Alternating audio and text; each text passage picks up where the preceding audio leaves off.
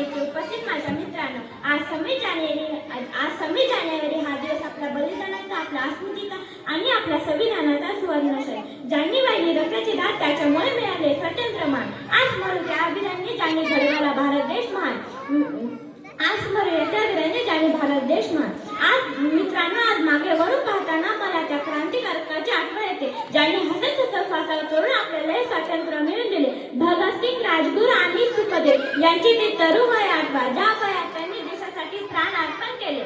Bharat Ratna doctor Babasaheb आंबेडकरांनी आपल्या रक्ताचे पाणी करून अहोरात्र अभ्यास करून आपल्याला जगातील सर्वश्रेष्ठ संविधान मिळवून दिले. त्यांनी आपल्याला शिका, संघटित व्हा आणि संघर्ष करा हा मंत्र दिला. पण आजच्या तरुण कोणत्या वाटेने चालला आहे हे पाहिल्यानं मनात खूप वेदना होतात. हातात आले मोबाईल आणि विसरलो आपण संस्कार. स्क्रीनच्या या जगात हरवला का आपला विचार? आजच्या तरुण मोबाईलच्या आहारी जाऊन दिशाहीन होताना दिसत आहे. ज्या हाताने आपण देशाचे भविष्य लिहायचे त्या हातात तासन-तास केवळ रील्स स्क्रोल करण्यात गुंतले आहेत. आपल्याला ऑनलाईन हजारो मित्र आहेत, पण शेजारच्या संकटात सापडलेल्या माणसाला मदत करायला आपल्याकडे वेळ नाही.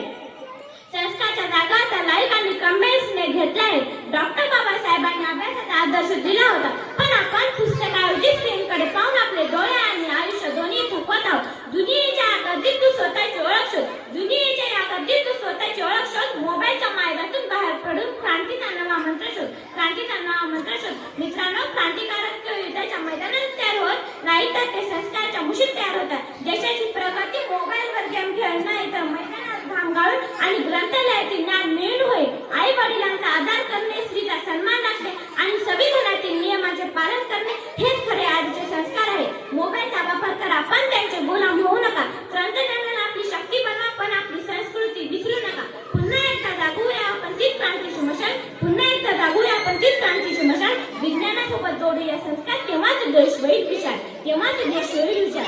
आज आपल्या प्रजासत्ताक दिनी आपण ही प्रतिज्ञा करू की आम्ही आमचा वेळ वाया घालणार नाही. आम्ही व्यसनापासून आणि अभ्यास दगापासून दूर राहू. येशू संस्कारी आणि बलशाही भारत घडवू. लख ते स्वातंत्र्य आमचे धगधगते प्राण.